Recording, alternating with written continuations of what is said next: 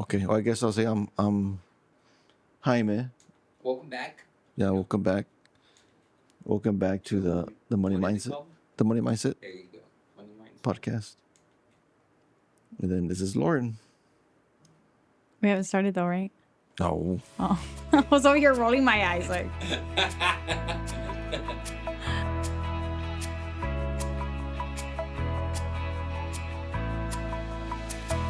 welcome back to the Money Mindset podcast. I'm Jaime, your host, or Jamie, whatever you want to call me, and I'm here with Lauren. How's it going, Lauren? Doing good. How about yourself? Doing good, doing good. It's another day. Here, it's a Wednesday for us, right? So hump day, but no, it's doing good, doing good. How was your week been so far? It's been great. My kids are transitioning to a new school, so I've got, mom jitters but we're excited for the change, and my kids are looking forward to it.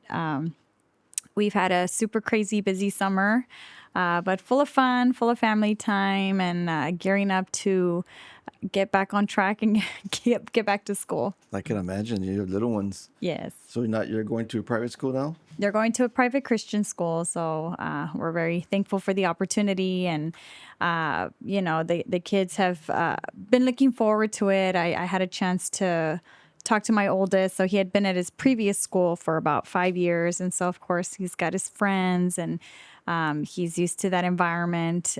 So when we told him he was switching, he was a little disappointed to be leaving his friends. But I went to camp with him, and we kind of talked through it, and I, explained that the school would be a lot kind of like what camp life was like, with his friends and things like that. So he's looking forward to the change. He got to go and saw a gym. His previous school didn't have a gym, so they're like, "Oh, this is so cool!" And the basketball hoops. So I think they're gonna have a great time.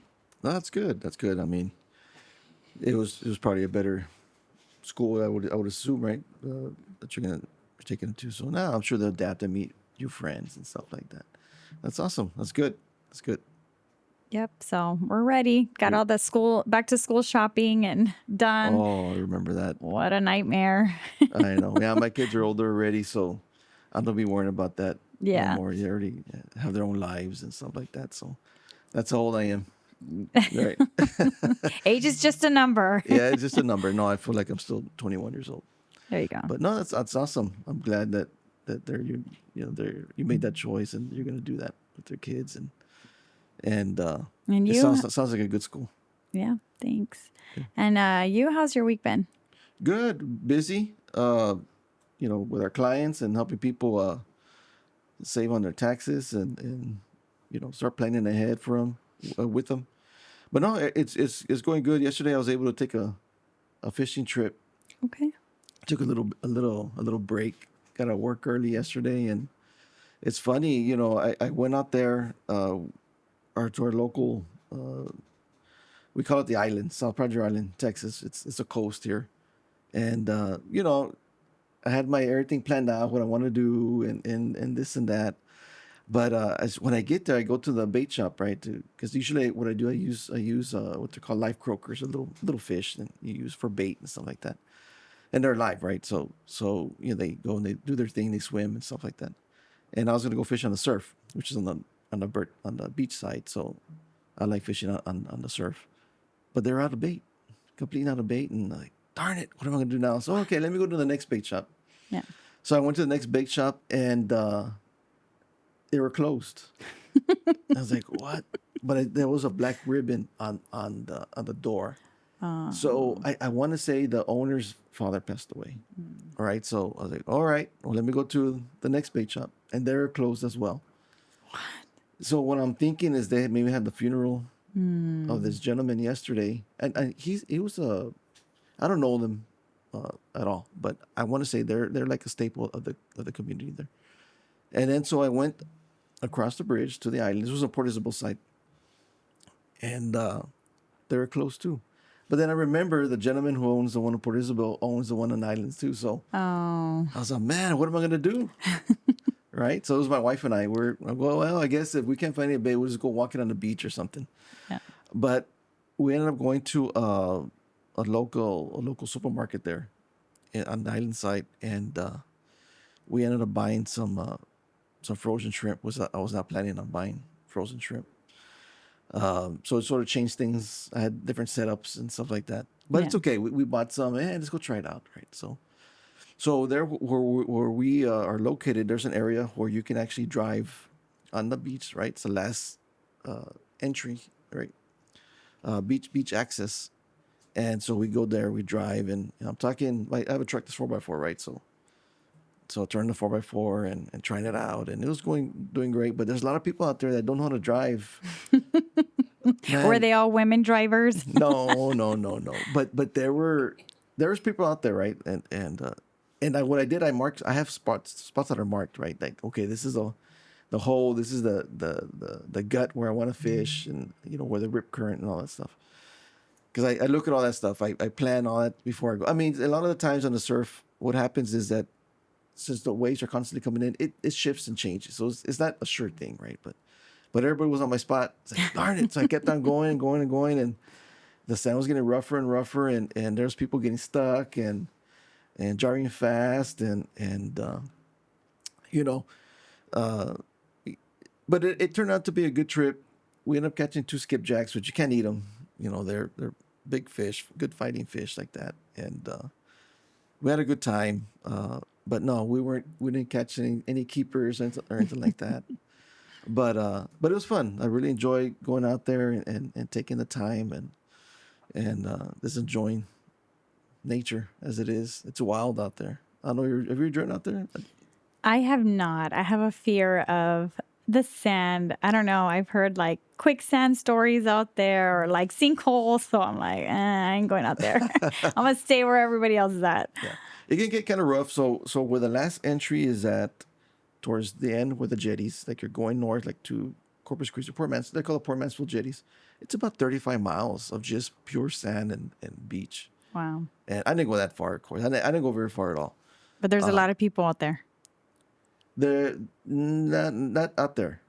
There are some people, but there's not a lot. And it was during the week too. So, but usually in the weekend, the ones that are going out there are fishermen, because there's no need. I mean, to really go out there if you're just gonna go play in the water, because there's plenty of other sections, right? It's so big. But yeah, so I went there yesterday, but I was really disappointed and sort of ruined my plans. But at the same time, my heart goes out, my prayers and thoughts go out to the family who lost the gentleman. Yeah. But it comes to mind, what happens to somebody like that. I know, what I understand, because the owner's a friend of a friend, is that he already had taken over the business from the dad, right? But what happens when there's not a plan in place, right? What's the tax implications with that, right? So, or selling a business, right? A lot of people, like I mentioned to somebody before, I had a client that did not want to sell the business because they didn't want to pay the taxes on it, or they knew they're going to get a huge tax hit, right? But they're very happy to know that we do have solutions for that as well. So that got me thinking, right? Like how many people are out there that do want to sell their business or do inherit a business and don't have a plan, right? Like, don't have a plan for succession. Of course, when you inherit a business, there's it's a touchy thing with taxes. There's estate taxes you got to think about, and what you're inheriting, and be thrown in that position of not, because there are a lot of family business there used to be family business, and you have the owner, and the kids don't want to inherit the business. They want to do something different. Like, what are you going to do then? Now, yes, you're going to have to, there's estate income taxes or taxes, then there's income taxes, and it all varies, because I know paying to sell the business is just too much information out there that people don't plan for, right? So, that's something that we can help our clients with, and what are your thoughts on that? I know that we have had some clients sell their businesses, and what are the results that you have seen of us helping us do that? I mean, first of all, having the security of knowing that the plan that they want in place is going to be executed once that person passes away. There's a clear step and process in place. And then, of course, the huge tax savings by being proactive and taking the time to meet with tax strategists such as ourselves and thinking about the future ahead of time to, protect their assets, protect their wealth so that they're not having to bleed out, during this transition. Yeah, it's very important to just to have that plan in place, and even in like with living trusts, make sure to have living trust in place and just a plan for that. What I understand, this gentleman did have a plan already. Again, Awesome. I don't know him, but what I do know, they do have a plan. They're a very successful business. But yeah, it's just very important to be proactive and to plan for all that stuff. And I want to plan another fishing trip. Hopefully next week. A successful A planning successful, but fishing trip. yeah, probably in the morning next time because there's a pretty much sure thing there is going to be live bait in the morning, Yeah. and what I understand is gentleman supplies all the live bait to all the local shops there. So I was like, darn it, but it's okay. It's okay, but Well, we're in the busiest season right now. You've got that fishing tournament. What is it called here? TIFF. TIFT. Yeah, we've got TIFT Yeah. going on. So you've got a lot of competitors out there, and my cousins are out there with Dargle boats. So they're, representing, right? Yeah. So, but it's exciting. I see all their pictures on Facebook and all these big catches and stuff. So, I mean, that's awesome. I haven't personally been on a fishing trip yet, but You haven't? I haven't, but I definitely need to get out there. Yeah, so we grew up fishing. We used to go fishing when my mom was pregnant. She was taking us fishing. So yeah, we it's fun just to get out there and just enjoy nature. We've done it all our lives. But yeah, so there's tournaments every weekend now. I mean, every weekend there's tournaments, and it gets swamped. It used to be where you got your summer busy times, and Yeah. then the winter not so busy, or like the transition of the fall. But actually, it's busy all the time. We went to the restaurant last night, and they took forever. But that, usually they're pretty good, but they're just swamped. Yeah. They're just swamped with people. I mean, it was unbelievable. And some of the other restaurants closed early, so I go home kind of late last night. I wasn't planning to, but we went. We had a good time, and that's good. It's good. But yeah, there's you got to get into it. It's awesome. It's fun. So maybe we should try to plan a company fishing trip. Yes. So- We need to go as a team, and I'm going to get the biggest catch of the day. Hey, you can. There's The beginner's luck. there's a lot of big fish out there. There's a lot of big fish, but well, that's good. So who have you helped this week, or what stories do you have that I know that we've been planning for different clients. For some of our clients right now, it's the renewals. We got exciting news. We got several of our clients that already got their refund check. So, yay, Oh, man, that's they awesome. called. Yeah, $49,000 coming back in. One of them, $109,000 coming back Wow. in. So, and it's hitting the bank. So, this is the most exciting time is when you get to see the clients see the results of having worked together for the year. And so now we're already back into the swing of planning for 2026. And we're hitting the ground running with some new strategies. So some clients very excited about these new opportunities and how much they anticipate for saving in 2026 and ready to tell all of their friends. We've got one in California too. So he was just waiting on that refund check, and he's like, now I'm going to tell all my friends and my family we're ready to get rolling. So, we're just excited. We're excited for people to spread the word to help more people, because that's really what it's all about. Yeah, and California of all places, I know that they're super excited when they get their refund checks. Yeah, we call it Taxifornia. Taxifornia, and I know that they have state income taxes, and there's very little we can do. I'm sure he still has state income taxes, but Well, he got excited because he actually got more back too for the state income tax as well. So we wiped out the federal, and then he got some back in the state tax refund. So Yeah, he was super stoked, and Wow. he's ready to get going with one of our new strategies as well. Yeah, and it's unfortunate. Like California, there's an issue, or they're talking about the billionaire tax bill. I guess they're gonna, but it's that's what we call it, Taxifornia. Yeah. But I mean, even to help people from there, so he's gonna refer people to us. Oh yeah. Yeah. He's all So excited. yeah, he's like, I've got a lot of friends here at work and my family. And, of course, it's hard because it's hard when you live in a different state sometimes. Like you see this ad on Facebook, and I mean, you don't know the other person, you don't know if it's a scam. And, so when we met each other, I met him through one of our Facebook leads, and it was a Friday night. And um, I was trying to book the appointment for Monday, and he's like, no, like, let's talk now. I'm like, okay, so California time, it's about 7 o'clock his time, and it's 9 o'clock at night my time. But I was like, okay, like, let's get on the call with this guy. And so I spent like a good hour chatting with him and just getting to know him. Super nice guy, really cool. But, we just want our clients to feel comfortable with who they're working with, know that I'm not a bot, we're not AI. It's not fake, it's real. And I mean, but just even getting to know him and his situation, and I really appreciated that time with him, and we've been able to build the rapport with him, and been working with him over the last year. And so, a little hesitant at first with when we presented the strategy we did with him last year. Hmm. But one of the pieces of feedback that he gave us was that he really enjoys working with us because we explain everything so clearly. So, That's he's important. from Yeah. another country, so sometimes, there's that language barrier.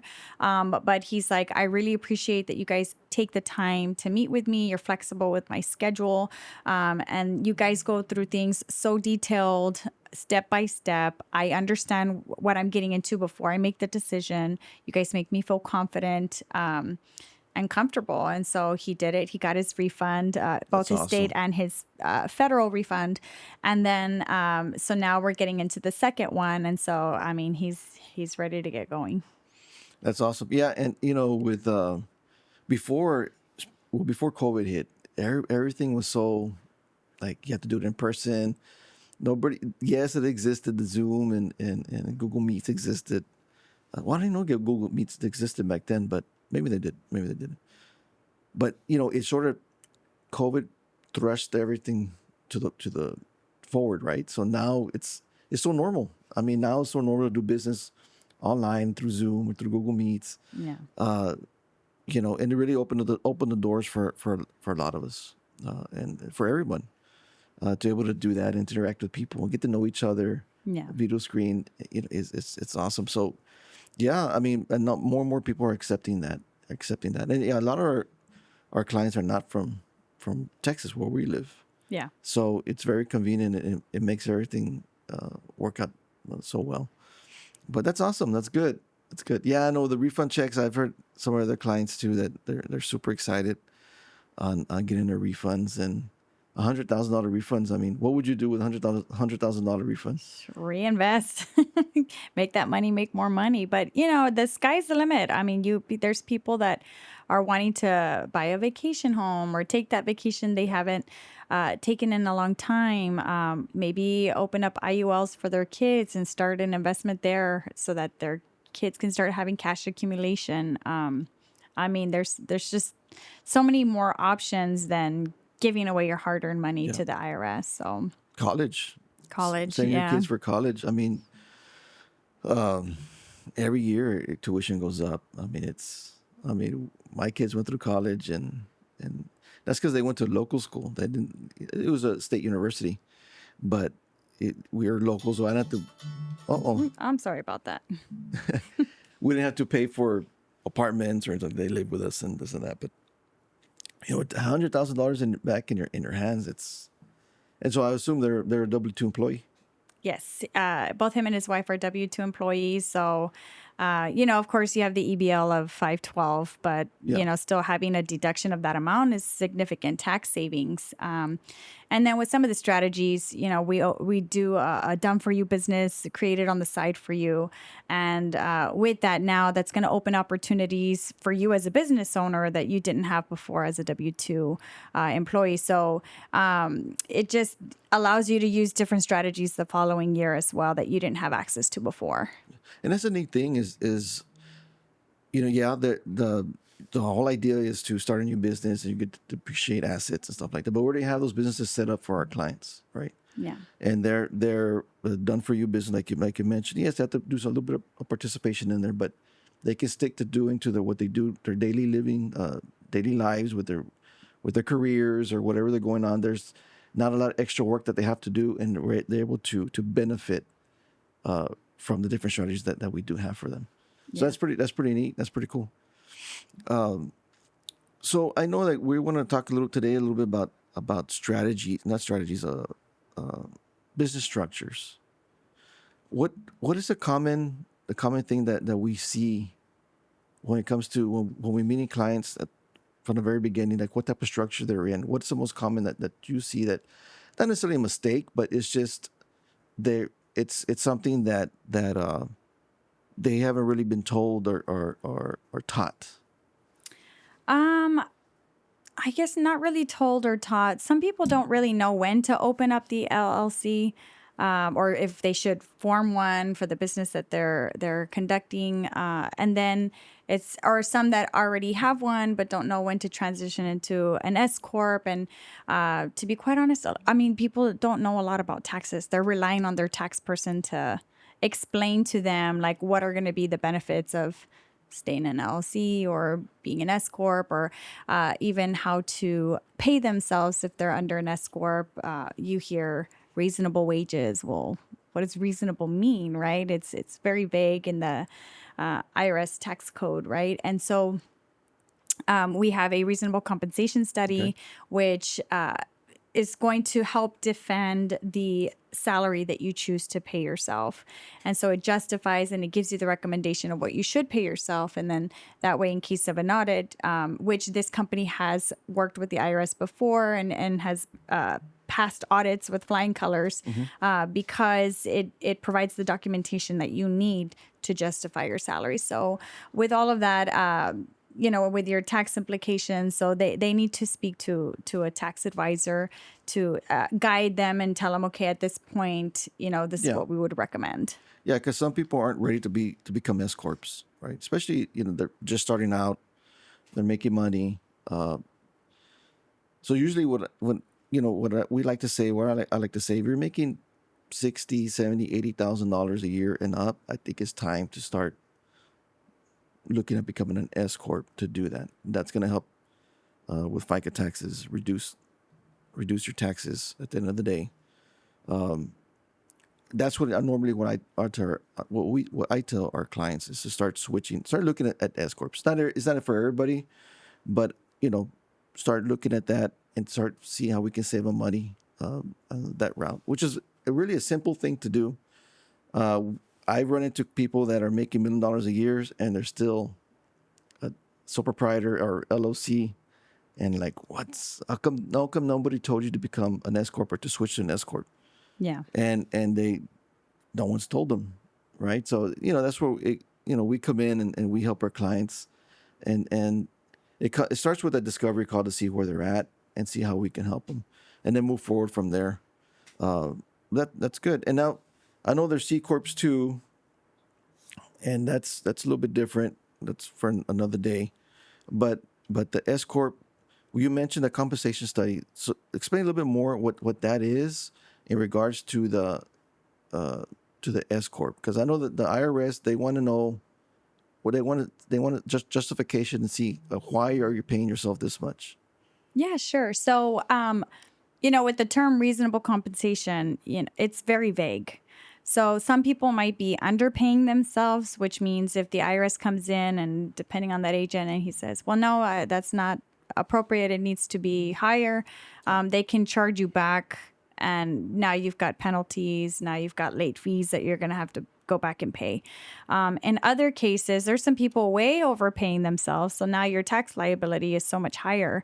And now you're just giving away your hard earned money again. Yeah. And so with the reasonable compensation study, we're able to do like a comprehensive report of a list of your duties and responsibilities, your role, and appropriately give each piece like a title. So for example, if you're the business owner and you do custodial work, or you're also doing secretarial, or you're doing managerial, so each role has its different compensation, if you will. And so cumulatively, the report will be put together, and then it'll give a recommendation of how much your salary should be. So because it's so detailed, and like I said, this company has worked with the IRS before, it's something that the IRS accepts and says, okay, like it's justified. Yeah. And so we're able to find that sweet spot where you're not underpaying yourself and you owe the IRS money, but you're not overpaying yourself and you're keeping more of that money back in your pocket. Yeah, because I heard even if you overpay yourself, the IRS is going to ask you why. Yeah. They're going to ask you why. So it's good to have one of those, and we can do that for our clients, and that's the good thing. They can reach out to us, and we can help them do that. But we do quite a bit of those. Oh, yeah. A year. And been able to adjust quite a few for people. And when you show them the tax savings, people are like, man, I should have met you a couple of years ago. But, we're happy that, today, let's focus on today. Let's focus on tomorrow, moving forward, and what we can do to help you out. Yeah, because right away, it's going to help you with that 15% self-employment tax. Yeah. Right. And it's going to cut it in half at least. And there's more paperwork involved and stuff like that you have to do, but it's something that every business has to do. Unfortunately, right, there's a lot of, I don't want to say red tape, but there's a lot of steps for you to do. But at the end of the day, it's going to save you a ton of cash. People don't realize that. It's going to save you a lot of money. And then with that, you can start implementing strategies like the Augusta Rule, right? Different things like that. And that saves a lot of money. Again, that's a lot of paperwork involved. You got to make sure you do it correctly, because a lot of people don't do it correctly and they get in trouble. Yeah. But yeah, so the Augusta Rule is great. And those are what we call tier 1 strategies. So we have tier 1 strategies and tier 2 strategies, where the tier 1 starts chipping away at the tax liability. And then the tier 2 strategies that we do have come and wipe out the taxes, right? So, but you're pretty familiar with the Augusta Rule because you do it a lot too, right? So, Yes. And I do it too. And can you explain a little bit how people can use the Augusta Rule to reduce a big chunk of their taxes? Yeah, sure. So each home has up to 14 days within the year that they can lease, the business can lease the home with the homeowner, so to yourself. And so you can host events or meetings at your house. Of course, it has to be business focused. You keep track of your minutes. You have proper documentation, and you have your board of advisors or board of directors that you form together. And so it's a place of meeting, and you can host there. And so what it does is that, like, let's say your household is 2,500 square feet. So depending on the market rate, the fair market rate value within the area, you're going to multiply that times your square footage. And so then that's the amount you get to deduct from the business. And so to get the fair market, what we like to do is we look at, let's say, hotels, because you know how they rent out their conference rooms. We get maybe 3 of them and see how much they're charging to rent it out, and then we get the average, and that's how we come up per square foot on renting your home. But go and proceed with it. Yeah, sure. So it's a deduction from the business. You are able to lease it out to the owner, and you get to do all this tax free. So from my management to myself, Loryn Rodriguez, I write that check over. And so the income that I have as the homeowner, I don't have to claim that on my taxes. Okay. But the business gets to write it off as a deduction. And so now I get to keep the money tax free, and I reduce my taxes over here on this end, on the business end. And so it's just significant savings. It's an opportunity to improve my business by meeting with key individuals that are going to provide feedback. So whether it's about sales, it's learning more in depth about strategies. It's, I have my kids as part of the board of advisors. And so I can talk to my kids about what it is that I do, how I help people, and then how they can be involved. And I can also implement hiring my kids Yeah. to do tasks or to even come out in ads to share about the benefits or the impact that we've had as a family to save in taxes. And so it's really awesome and a great way for you to get a huge tax savings. And so they will need to have a board advisor, a board of directors. Those people, they don't have necessarily power in the business, but they're more have an advisory role, right, in Right. the business, correct? Correct. So where people, and this is known, people know about the Augusta Rule, but what happens is that a lot of people don't know how to file Structure. it or how to structure it, and how to prepare the proper paperwork in order of an audit, right? So I know there has to be lease agreements, right, Yes. between your business and yourself. There has to be you got to keep minutes and records of everything. Got to have a secretary. You got to have. So the good news is we can help people do that, Yes. right? We can help people do that, and that's it's a big savings once you add everything together. So you can do that to 14 times a year, right, Correct. Per property. per property. So I mean, if you add everything together, it could be a huge tax savings for people, right? Yes. Let's do a little example of one. Let's say somebody has a 3,000 square foot home. How would you, and this is okay. We don't know all the details of this. Is just an example, a rough example. How would we figure that out roughly? How much they could possibly save? So you take the $3,000, so times the fair market. 3,000 I'm sorry, 3,000 square feet. My bad. Get ahead of yourselves. 3,000 square feet, and then the fair market value. Let's say it's about. Do they have to deduct if they have a home office? Yes. So you have to deduct a maximum of 300 square feet. So that's usually how we start off the calculation. If the client doesn't have the exact details, we'll take the square footage minus that amount for the home office and then multiply that times the fair market value. So I'm going to make up a number for now, like 1.15. So 3450. That's for one meeting. So up to 14 times. You get to deduct from the business $48,300 from the business and then transfer that to you or through payments of a lease to you, the homeowner, or to the owner of the facility. And now that's money that's tax free.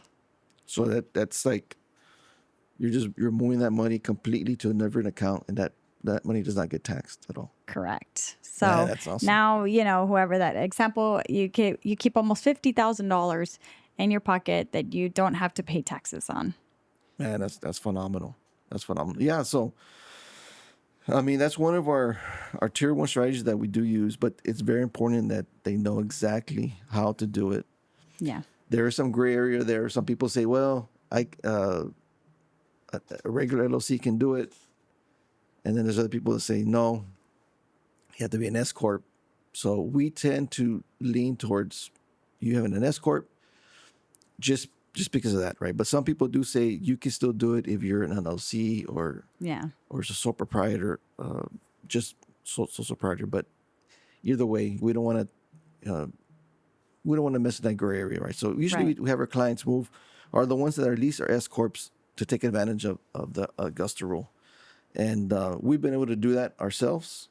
Yeah. So we know how to do it. And it's awesome. It's just, imagine that, having a chunk of your income coming in, it's not taxed. It gets straight to your bank account. And that's awesome. And you said per property. How does that work? What do you mean when you say per property?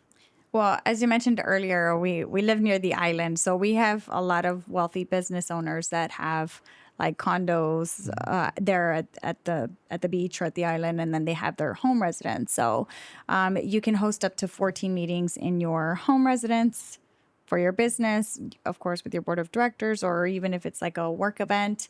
And then they can also host an additional 14 days at the condo. So now in this example, let's say you doubled that.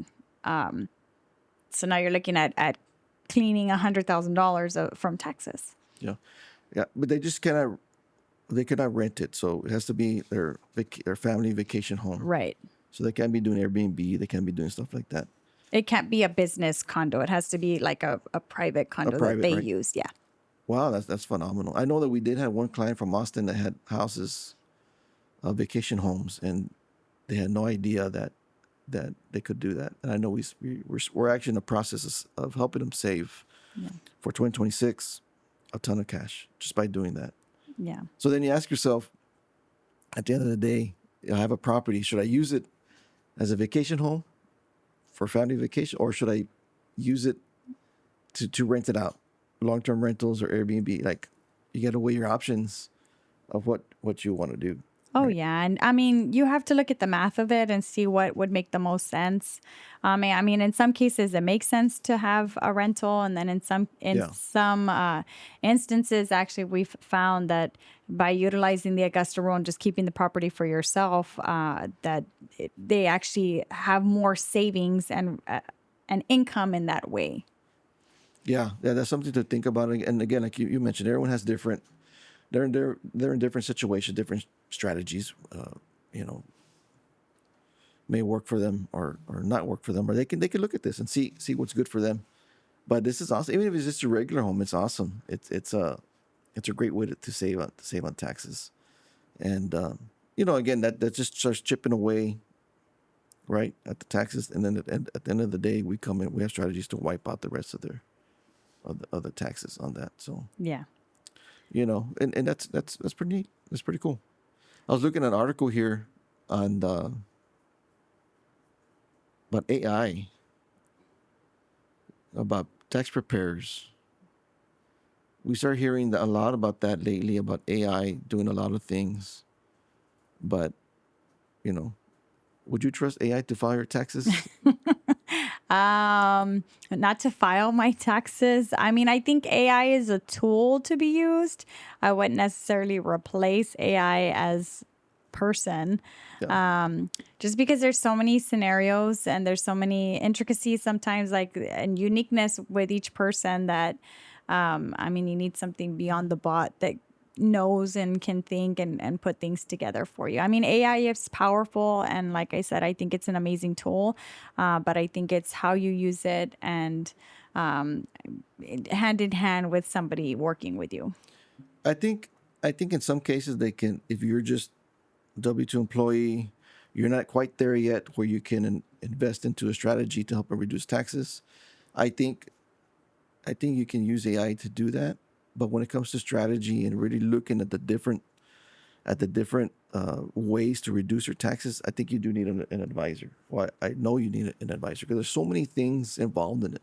Right. And we want to make sure that everything is maximized and done correctly. But AI is everywhere. I mean, we use AI. I use AI a lot when it comes to doing marketing and different things like that. It's amazing. It's just I think there's a lot of people that are a lot of software, like big companies are going to that. They're jumping to the AI. But again, they're just filing your taxes. They're just filing the people's taxes. Yeah. And I hear on a side note, I hear teachers like, I hate AI because the kids can, write their essays or do all their homework. But the truth is, it's the direction that it's the time we're living in and the direction that we're going in. So we need to think in the real world, such as filing our taxes and stuff, right? Like, how do you utilize the tools to help improve? But it's never going to replace like the person. Like, there still has to be like strategy or like skill behind it. yeah, I heard my wife was telling me a story about a professor. He was going to have his students write a I don't know how many page essay, a long essay, and in the description that he had in there somehow was like sort of like a magic word, I guess, where knowing that the students not even reading the instructions, they're just typing it, dump it into AI, and that word came out in the essays with the students that are reading the essays. And so what ended up happening, I want to say it was out of 32 students out of 34 had AI do it, and he flunked those 32 people. Wow. But it's I think AI should be used as a tool, like let's say like another employee, but not to Replace. replace or to you know uh, diminish your skills. Because if Right. you're not using your skills, you're not learning, you're not improving. I mean, where are you gonna go? I mean, it's you're done, right? So, Yeah. but yeah, it's everywhere. It's gonna get even better. You might as well embrace it Yeah. and make the best of it and try to be on the end where you're gonna be able to maximize what it can do for you. But yeah, so Definitely. when it comes to teachers, I know that happens a lot. So, and again with taxes, I think a lot of at the end of the day, I think for just regular files and filing returns, it may go all AI. I think Yeah. at the end of the day, but when it comes to strategy, I don't think that's possible. Yeah. There's so many factors involved, especially like you mentioned earlier, done for you businesses. Yeah. We do those for our clients. We set everything up for our clients. So at the end of the day, they're going to reduce their taxes dramatically, right? But how's AI going to do that for you? It can't, right?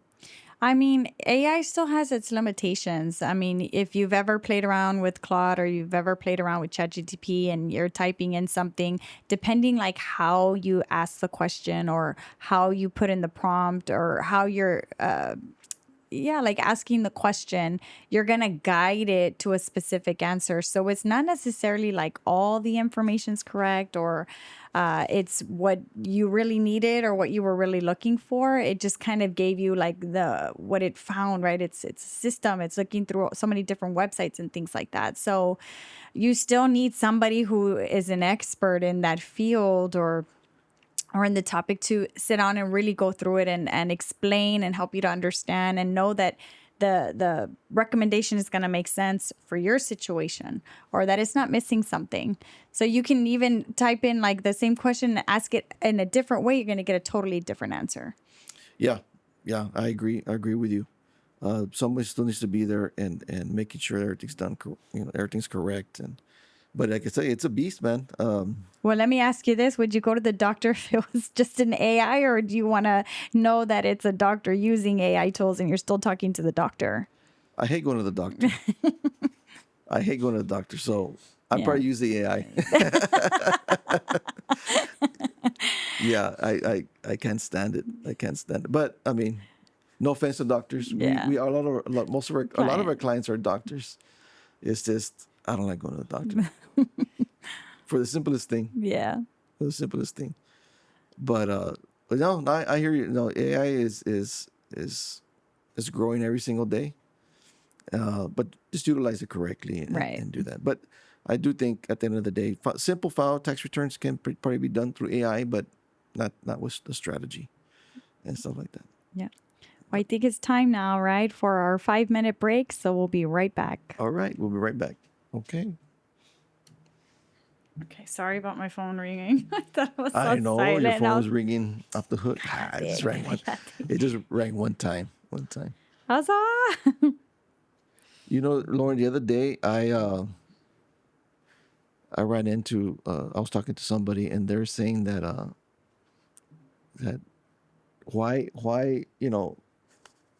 you talk about all these taxes and stuff like that, and don't you think the government should needs their tax money? And I'm like, well, let me tell you something. I think this is what I was telling the client. So the tax code was, people say why don't they just simplify the tax code, right? This flat tax and this and that. Well, the tax code not they designed a tax code because it's sort of like it's designed really in truth is what I believe it's designed to create wealth, right? Because the tax code was written by business owners, is written by people who they sort of when I'm not saying they operate the country as a business. I think in some cases they should, right? but they come from that point of view, right? About helping helping business owners save on taxes in order to reinvest into their communities, hire new people, and able to grow the economy that way, right? So I was trying to explain to the client that, well, yeah, I mean, you may have that point of view, and that's great, but I believe that the tax code should be utilized to its potential, full potential on saving on taxes, right? And taking advantage of the codes. Everything we mentioned, like the Augusta Rule, we just mentioned, it's a tax code, right? Utilize the tax code. It's been around for a long time. People just don't know about it, right? Or people don't know how to implement it, even when it comes to your accountant or CPAs. But just utilize it and learn it as much as possible. Well, that's what we do, right, for our clients. And it's sort of like when Jesus spoke in parables. Why did he speak in parables? He's not just going to tell you, hey, he didn't in some cases that he is the Son of God, but there's hidden treasures at the end of the parable, right? But Yeah. the person who gets rewarded is the person who seeks it and finds it. Yeah. And that's the way I see it with the tax code. We pay plenty of taxes already. We pay taxes to the government through gasoline tax, gas tax, sales tax, you name it. All sorts of taxes we do pay. Now, if you feel that we're cheating the government or something like that, how about this? The money that we give you, now you have full control of the money that we saved you in your hands, and you can donate it to whatever government program you want to donate it to, right? That's the way I see it. How do you have you had that question? Have they asked you that, clients or anybody ask you that what we're doing is not right or unpatriotic? What they like to say. Yeah, I've heard it's unpatriotic. I've heard that's fake news. Like you can't not pay taxes.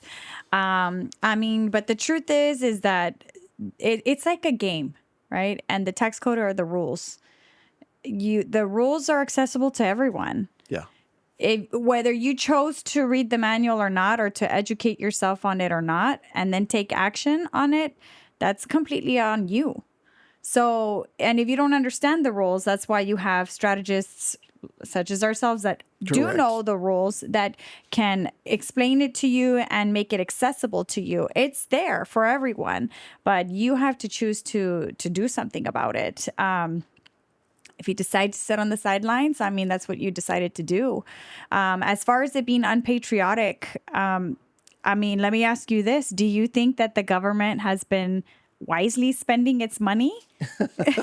Do they make all of the best financial? It doesn't matter what party you're for, right? What Yeah. I'm saying is that regardless, there is a lot of misspending of the money. So do you want somebody else making those decisions, or do you want to control the money that you make and put that where you feel like, I mean, if you're that passionate about something, then, donate to a program. Yes.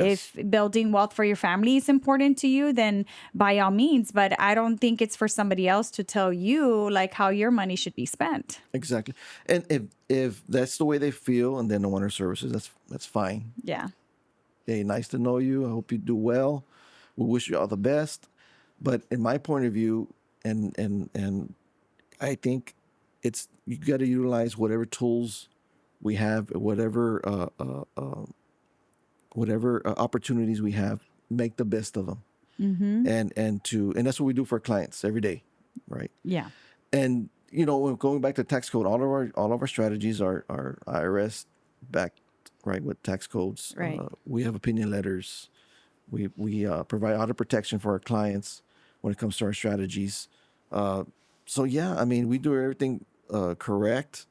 Well, to bring up your other point, when you said, well, you can hire other employees, I mean, that is patriotic. You're putting money back into like creating jobs for other people. I even had this one employer, and I mean, before he didn't have money to provide benefits for his employees. So for him, having such a huge tax savings now allows him to provide benefits for all 50 of his employees. It allows them to, health, dental, vision, and even open up like a simple IRA for his group. So it creates opportunities. It's not selfish. It's gonna somehow cycle back, Yeah. into the community. Even spending money in the local community helps other businesses, helps economic growth. If you decided to go on a vacation, well, where's that money going to? The Airbnb that you just paid for, the restaurants you're paying for. So it's somehow cycling all right back into other businesses. So this notion of it's unpatriotic, well, I'm sorry, but I disagree. Yeah, and like you mentioned earlier, the government. I mean, they call it pork, right? Pork in the bills. And we don't know where that money goes. Yeah. It's, and every few months or every, I don't know the time period, but they always increasing the debt ceiling. Always asking for more money, printing more money. Come on, give me a break. But again, it's that's your opinion. That's fine. That's good. It's just, we believe in maximizing what's legal and whatever opportunities we can do to help our clients, and even going back to the AI thing. We talked about going back to the AI. Some people may use it for taking over their whole lives, like we just talked about, and not, them, being getting complacent. But we use it to help our clients, right? We use it in the right way to help our clients to maximize their benefits, to maximize their position. And our motto is always putting our clients in a better position to prosper. Yeah. That's our goal, is to put our clients in a better position to prosper. Why?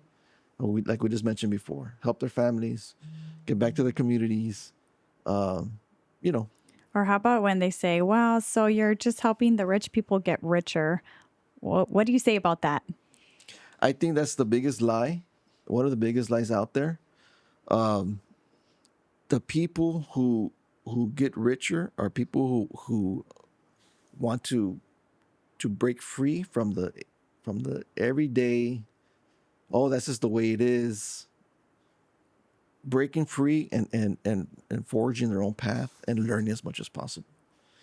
The fastest way, in my opinion, to get out of poverty, to break that cycle of poverty, is life insurance. Right? We're not even talking about taxes. We're talking about life insurance.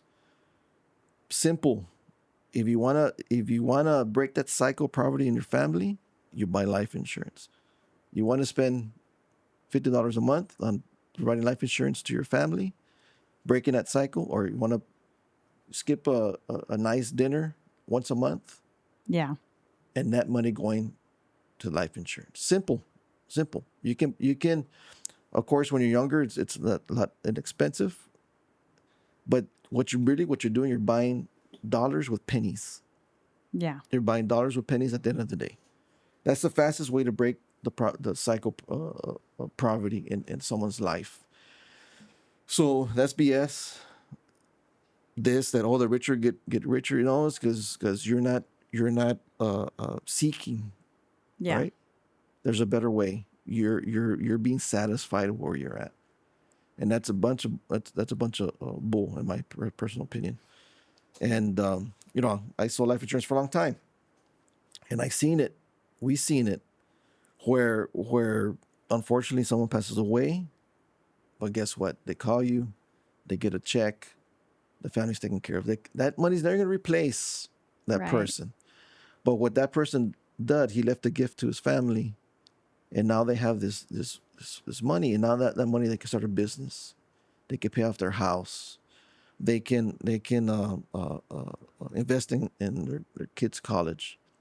So that's the simplest way. There's a lot of ways to do it, but I think that's the foundation to do it. And then again, of course, what we're doing through taxes, stuff like that. But no, Yeah. we live in a land of opportunity Oh, yeah. compared to other countries, and there's no excuse whatsoever. There's no excuse whatsoever. I think it just comes to being complacent, and another thing is falling into the trap of there's nothing they can do. They can't get out of that hole, right? That quagmire. And I don't think that's the case. We had one client. Let's go back. a while back. You know, it was an older lady. She got diagnosed with cancer. She called us. Well, she called one of our advisors. Well, I want to cancel my property, my life insurance because I can't afford it because she had gotten sick. Mm. And wait a second. Well, that policy had what's called living benefits in it, right? It had a critical illness. The lady was able to get her funds from that to pay up. She paid off her house, and she was able to pay her treatment. And as far as I know, she's still alive to this day. Wow, it's awesome. So, yeah, that's to me that's the simplest way to do it. If you say you don't have a lot of money to do that, or I don't have nothing to leave my kids, go buy a life policy for $20, $50, $100, and that's a first step of breaking that property. What do you think When they say, when they say that? I mean, I think it's a misunderstanding or misinterpretation because, again, like saving those people money that are high income earners can generate other jobs. It can generate money back into the community. But besides that, it's not all tax savings just for high income earners. You know, you have that middle income sweet spot as Yeah. well that we can help out, and even just beginning business owners. You know, if you're thinking about, even if you're a W-2 and you have like a side hustle you want to start, and you start generating that income, like booking a consultation and learning about, like we talked about earlier, like building the right structure for your business. And then once you become a business owner, of course, now, I mean, there's opportunity for W-2, but you open up more opportunity as a business owner. And so now you have access to more strategies that you can start implementing and taking advantage of the tax code as well. So, I mean, this idea that it's only for the rich people, that's not true. And it's like you said, if you want to get out of that, you need to have the mentality of thinking, I'm going to get out and I'm going to start seeking the way to do that. Yeah, and making the time. We hear a lot of business owners say, "Well, I don't have time." Making the time, and it could be as simple like we talked about earlier. You're an LLC. You're making 50, 60, $70,000 a year. Well, now it's time to start exploring and see what you can do. Yeah. Look at becoming an S corp to saving on that self-employment tax. Look at the Augusta Rule and start doing stuff like that. And then that money you reinvest in your business to grow your business. Yeah. So once you get to a point where now, you know what, Jaime, Loryn, or Sergio and Eddie, they're the business partners. I'm making $200,000 a year, $300,000 a year. What I do, okay, now we're ready for the tier 2 strategies to help you wipe out those taxes. Or at least get close to zero as much as possible, right? Especially for states where there is no state income taxes. Yeah. We can really help them out. But yeah, it starts from the very beginning. Just do that. Be diligent and look at what needs to be done, even if you're at that point. And I talk to people all the time. Look, you hit 50,000, 60,000. Look about becoming an S corp. I can help you do that. We can help you become an S corp. Once you start hitting the $250,000 a year, $300,000 a year, well then I'll come in and I can help you with the advisory role and help you eliminate the rest of those taxes. But you know, a lot of advisors won't talk to those. I don't say they don't talk to, but they're too busy with the high end clients. And granted, we are too, but at least we'll give some direction for you to get there, to become those clients, earning the $300,000 a year, $400,000, $500,000 a year. We have tons of those people like that. Then we can start. Okay, now you're there for the big stuff that's coming. That will help you do that. Oh yeah, and it's especially beneficial because they understand, like they have an end in mind. So once you understand like where I'm going, well now I have a pathway like to get there. So, I mean, most definitely, if you're just even thinking about starting a side business or just curious period about what we can do for you, I mean, book your discovery call, and it's a simple conversation. It's no pressure. It's just simple, getting to know you, getting to know about your tax situation, and I don't know, maybe we can help you out. Yeah, very simple. Just give us a call and we'll get you started on your path on saving taxes. It's just making time to do that, and that's the main thing. Yeah. But yeah, and I've been hearing. I was looking at an article earlier about some states, they're looking at getting rid of their state income tax, which is great. I think it's good. I think it's going to create. I think that's going to create more revenue, more wealth in that state. Like like we talked about earlier, California is has state income taxes, Yeah. right? And it's huge. But what do you think about that? I think I lost it here. I think it was quite a bit of states that are going to switch to. See if I can find it here. I'm getting rid of that state income taxes. Let's see what we got here.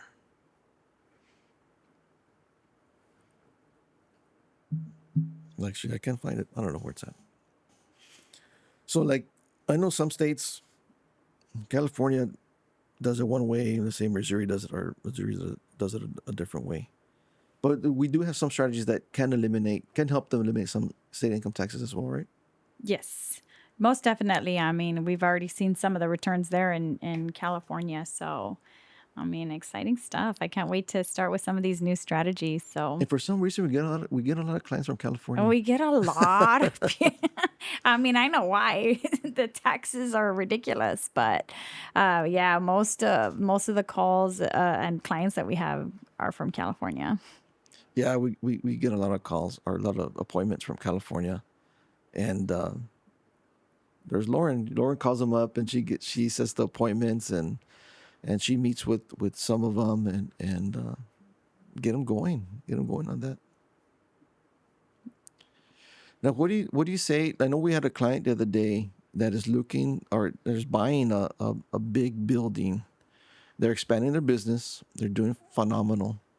They're expanding their business and they're buying a building, a couple of $1 million.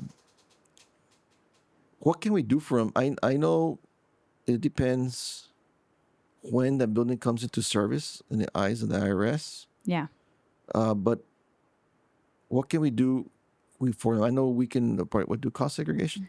Well, just some people don't know, or maybe they do, but if you look at your taxes and you have a building, whether it's apartments that you own, so residential, or you have a commercial building, you'll see a depreciation schedule. So your residential buildings have a 27.5 year depreciation schedule, and a commercial building has 39 years. So, you're going to have some tax savings every year, but if you're looking for like a big tax savings within the current year, and that's a strategy you want to implement, then we would highly recommend, and of course, if applicable, use the cost segregation.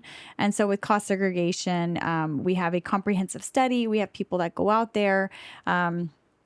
And basically, it's the bones or the structure, the doorknobs, all of the little details of the building that gives you an accelerated depreciation within this year, instead of having to get that depreciation over a long schedule of time. Okay, so you're able to move the depreciation from your typical Like in that 27 case, the years, 30 commercial years. 39 years, right? You're going to accelerate it upfront. So, of course, it's not the land, but it's like the parts of the building that you can do the accelerated depreciation in the current year. So you can't depreciate land, but you can depreciate the building, The building. and the components of the building. Yes. And of course, and now it's because of the big beautiful bill, we're able to depreciate more than in previous years, right? Yeah. So just like you said, depending on the year that it was purchased or in use, and that'll give the eligibility for the cost segregation or how much that you're going to be allowed to depreciate. Yeah, and that's awesome, and that's a great tool. And how the cost seg does. So we have people that go do studies. Oops, I told my do studies, and what they do, they break down the building in different asset classes. Where it could be carpet and flooring, it could be cabinets, lighting, it could be sidewalks, it could be plumbing, specialty equipment, and stuff like that. So that would determine how much, what at the end of the day, how much it could be depreciated. And then with 100% bonus depreciation, of course, that helps out too. It's with the big, what, love them or hate them, with that bill, it does help with that. Yeah. And but in past years we couldn't do that because it was, you could do it, but I guess it wasn't so cost effective to do that. But so yeah, so even with cost sake, I know even with like you mentioned earlier with rentals too, apartments and Oh stuff like yeah. that too. Oh yeah. What has been your most recent greatest amount of tax savings you've seen so far by somebody using the cost segregation? Well, I know we're working with several people do that in this past year, but we're looking at about for this year, one particular client, about $400,000. That's a lot. It's a lot. Yeah, Yeah. it's a some very it's a big building. I mean, but that's money that they're able Yeah. to use for this year. I mean, it's Yeah, phenomenal. that's a lot. So Well, even on the lower end, I recently had one too, and it was about 90,000 in tax savings, which is nothing to snuff at, but it, it well, yeah, the 400,000. I think it also, I don't have the details in front of me, but it was also included another strategy that we were doing too. But yeah. even that. But but the 90,000 one? Yeah, I mean, just the cost segregation alone for this physician, it was about 90,000 on the clinic that he owns. So, I mean, you don't know, you don't know until you have these meetings. And once I showed him, he was like what, And so he's ready to buy another building, and we're ready to get going with another cost seg study. Yeah, a lot of people don't realize that, and I don't know why accountants don't mention it. I guess some accountants do, but I think it's because they're afraid. Like they don't. There's some cost seg studies that they'll just kind of run on the computer, from what I've heard, and then just say, okay, like it'll be this amount on the taxes. And so because it's so gray and there's no definitive report, then they kind of shy away from that. But the kind of cost seg studies that we do, like there's a person that goes and does a detailed comprehensive study in person, yes, like physically, and looks at all the things. And it's a very, very, a very detailed report that's going to justify the accelerated depreciation that the client receives. yes, yeah. It's huge, and people don't realize that they're sitting on a gold mine like that Oh, yeah. to do that, and that's really going to help their business, reinvest in their business, like we talked about earlier, and expand and do great things. But yeah, we have several clients that are doing that this year. Just that one most recent is that they're Yeah. looking to buy that $2 million building, and it's a great thing, and it goes back to that's not fair. Well, I mean, utilize the opportunities that we do have, right? Yeah. And to do that, and I even had some family members tell me too, hey, that's not right, and this and that, and I go, come on, man. I Yeah. mean, utilize it, and Yeah. I mean, you use coupons to buy groceries, Yeah, that's true. but no, it's a good thing. It's another good tool that we can help our clients with, Yeah. and just give us a call. We'll be glad to help you all, right? Awesome. So All right, we're going to take a real quick break from here, and we'll be right back. okay, so we're back. We're back. So what do you think about? I was hearing somebody talk the other day about tax cuts for people like Elon Musk.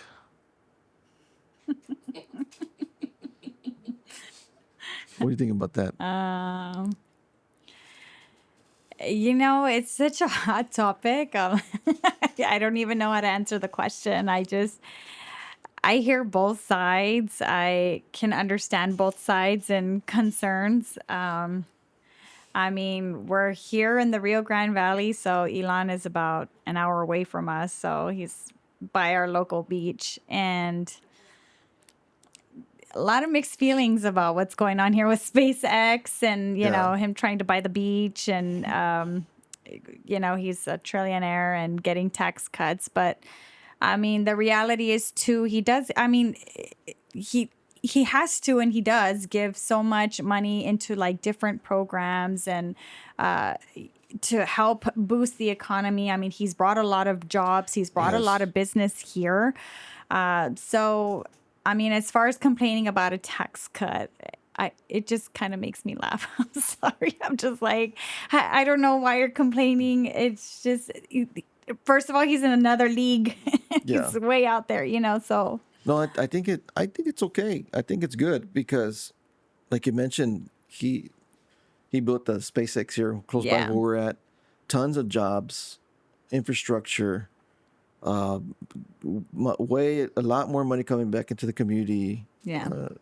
I think it's good. I think it's good, and I think the government should do that. I think maybe have more opportunities for that for different types for different industries and different people. Yeah. But I think and at the end of the day, it's a good thing because it's a lot of money back into our communities. I think he is doing good. People are very passionate about it. Oh, I yeah. mean, the other day I was fishing and I was there in the morning. I was fishing by myself and I was again on the surf right on one area and then I go ahead and go try the jetties, right? And so where the jetties is at where we live, right across the other side is the SpaceX facility. Yeah. I forget the name of it. He has a name for it. I forget the name of it. But anyways, so it was early in the morning. It was about wasn't early, I guess about 9:30, 9 o'clock. And I was driving in and I kept on seeing signs about the event parking and the event parking. What the heck is this guy, what they're talking about? So I was driving around and then I find a parking space and I see tons of people on the jetties, right? And I go, okay, so where am I going to go fish, right? So I got to find a spot, which was only a little section because it was at 9 o'clock in the morning. People always taking your spot. I know people was taking my spot, and I get there too late, Yeah. and so then I see a lot of people there, and I go, man, I bet they're gonna do a rocket launch, right? Yeah. And so I asked one of the guys, I said, what's going on here? Oh, they're gonna do it's gonna be a rocket launch, and okay, cool, man, that's good. What time is it at?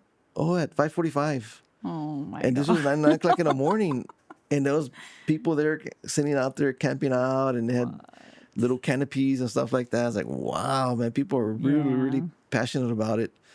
I have not. I only witnessed it one time, the rocket launch. Yeah. But I was kind of far away. But I want to go check one out. I heard it's awesome. Yeah. It's loud. It's awesome. You can feel it. Yeah. But no, and people are very passionate about it. And I think it's a good thing. It comes back to I'm not an environmentalist or tree hugger or anything like that, but it's about the pollution aspect of it. Yeah. I'm trusting that they have everything under control because we do. It is a water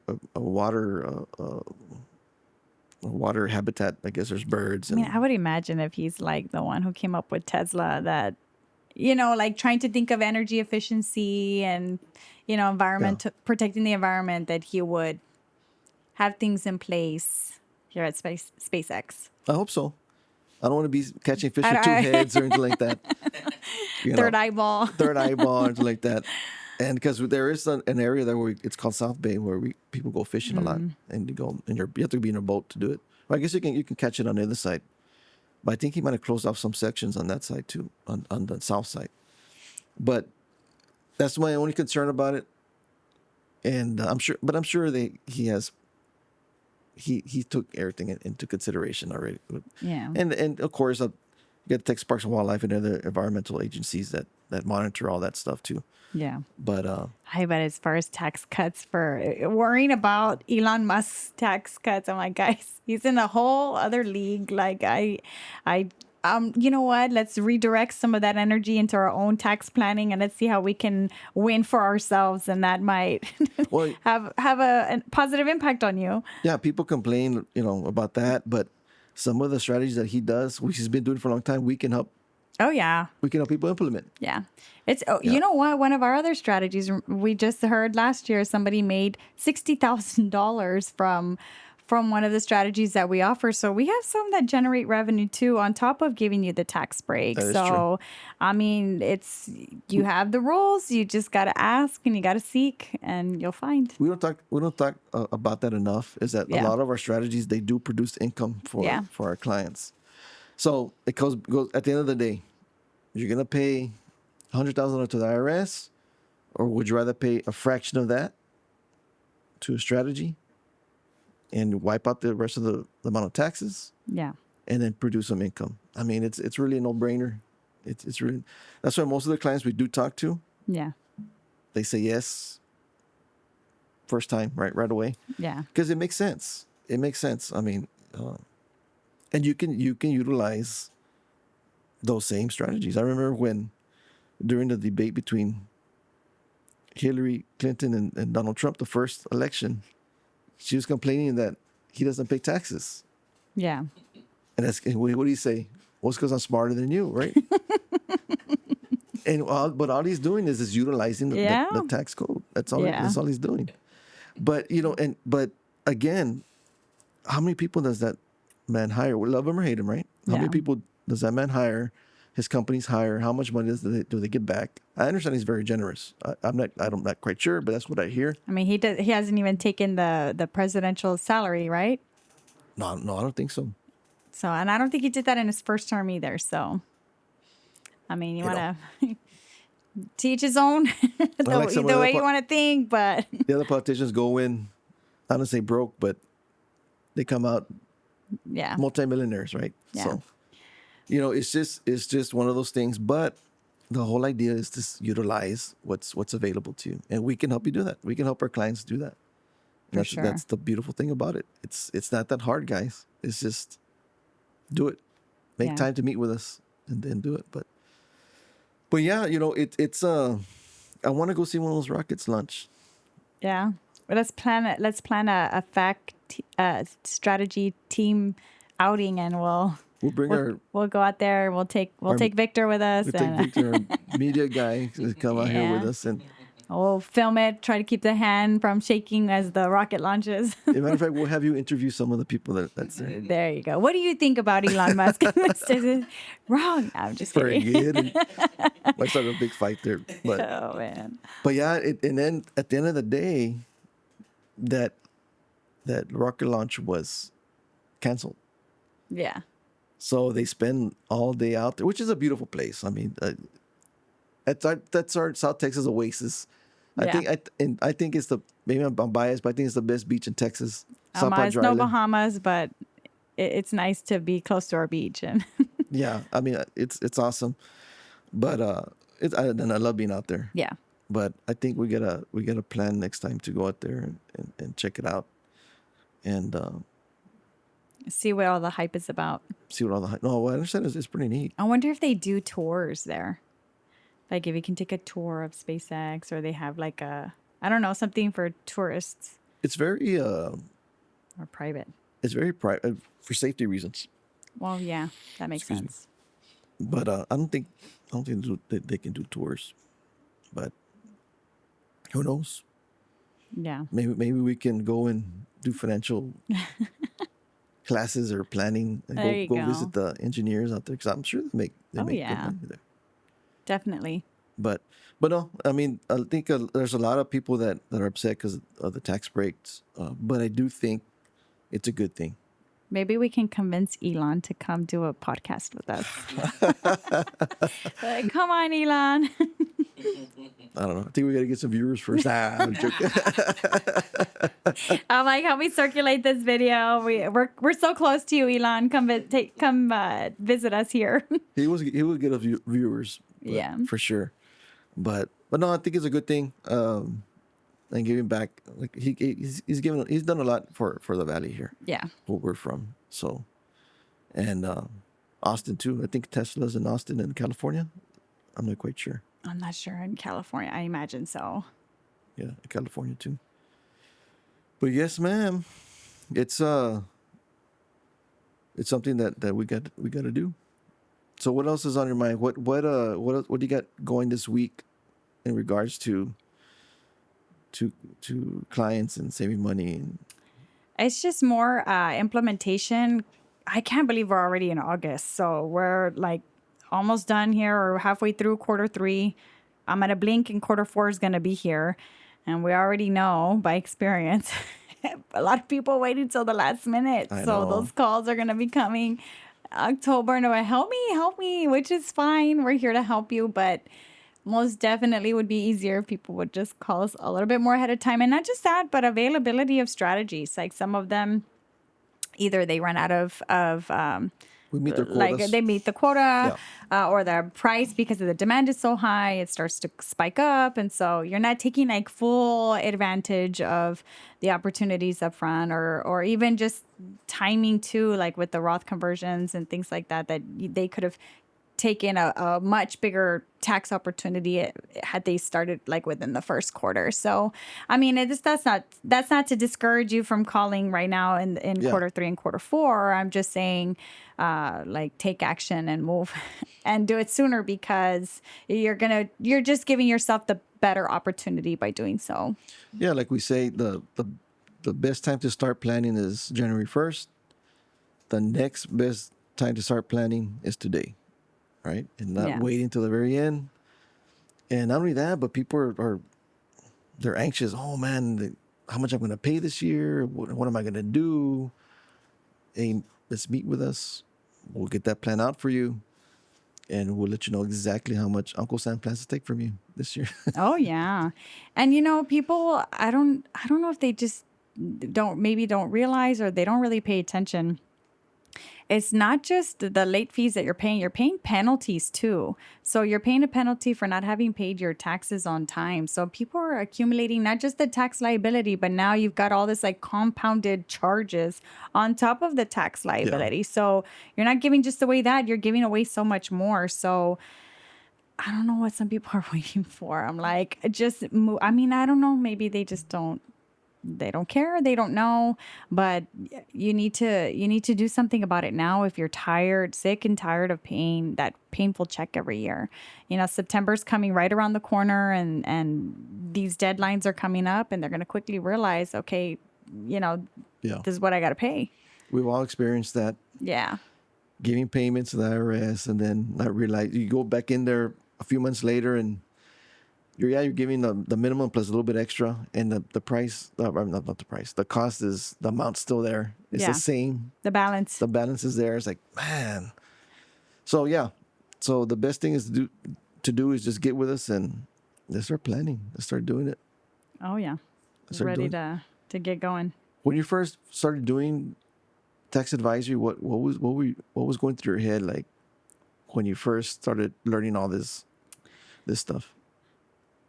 In the very beginning, I saw the value in it. I started off, well, first of all, my background's not in taxes. I was an educator before. Oh wow. And so after leaving that industry, I got into the world of insurance and financial planning, which I love. But after talking to so many people or talking to business owners or trying to do like group benefits and things like that, like I realized that they don't want to hear that. There's a dime a dozen. There's an insurance person around every corner. The pain was the amount of taxes. I even had one in Las Milpas, that business owner, and he didn't. We sat down to meet to talk about health benefits, and he just said in the meeting, "I don't care about that." He goes, "I care about the big old fat check I have to keep paying every year to the IRS." And then, like, that's when it hit me. And I was like, insurance, all of that is important. I'm not saying like, don't do that. What I'm saying is I realized that the shift needed to happen. The focus needed to happen over here to help where the real pain is so that we can create opportunities, possibly, right, if that's something that they still wanted to do within their business and provide that for their employees. So, it was exciting to learn about that. We've had a lot of support, and we work with other tax professionals. So for some people that call in and they say, well, what kind of degree do you have in taxes? Or what kind of certification do you have in taxes? Well, me personally, I am not a CPA, but let me ask you this. Your certified CPA, are you still writing a $50,000, $100,000, $600,000 check to the IRS every year, that's the man with the certification. Yeah. So a certification doesn't necessarily equate the knowledge and the skills that they need to help you get where you need to go. Yeah. I don't need that degree. I don't need that. What I needed to know was the IRS code. I needed to have access to the strategies to be able to explain that to you and form the relationships you needed here to get you where you're going. And that's been our role or my role as well within the firm. So I absolutely love it. And so I just tell you again, if you're so concerned about credentials, And we, what is your CPA doing for you? yeah. And we have CPAs, partner CPAs that we work with, and who are open-minded, and Yes. they know exactly what we're doing, and we do, and it's awesome when we work together. Great, and the solution at the end of the day is, like you said, zero.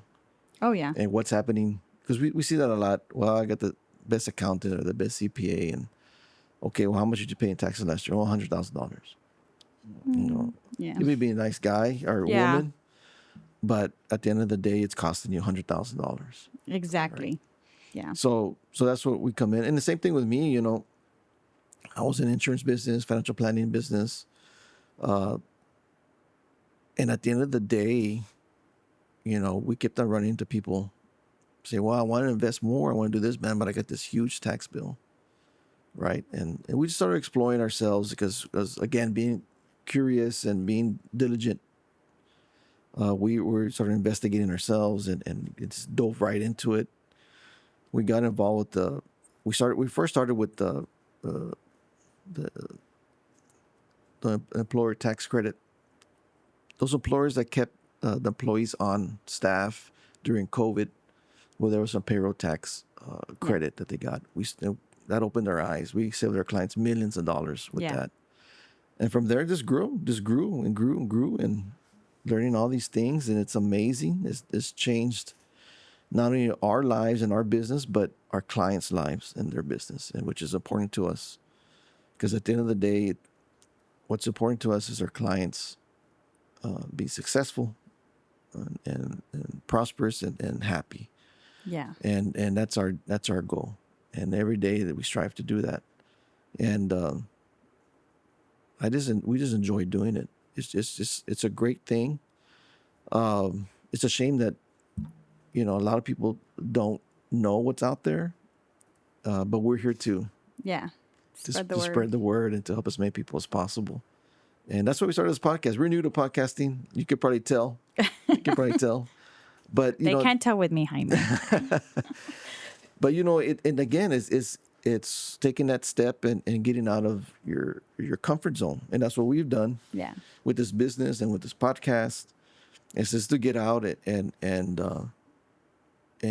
do it and get things done. There's ways to get things done, and not get held back. Don't hold yourself back. Sometimes, at the end of the day, we're our worst enemy, right? Yeah. Because we procrastinate. It's sort of like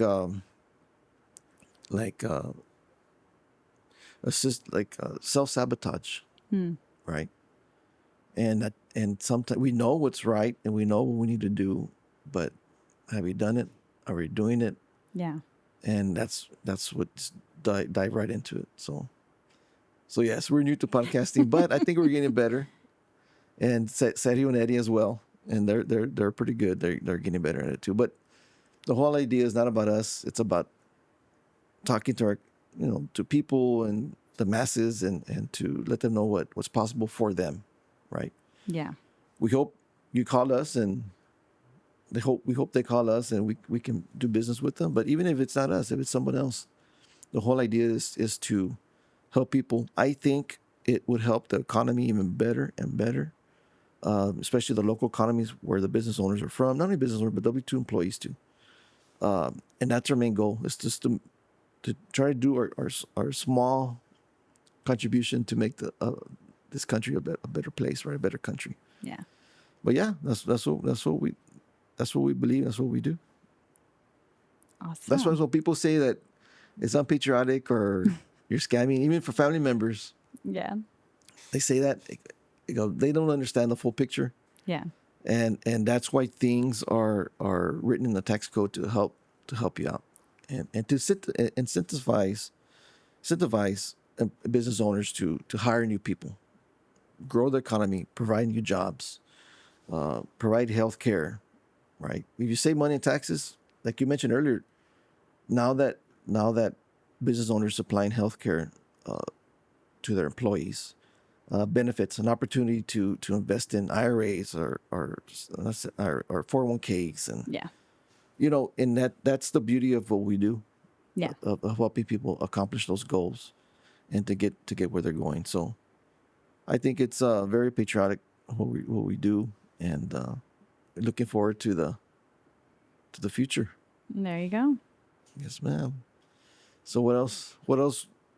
Any last words before we close out? Um, I mean, we're here in August.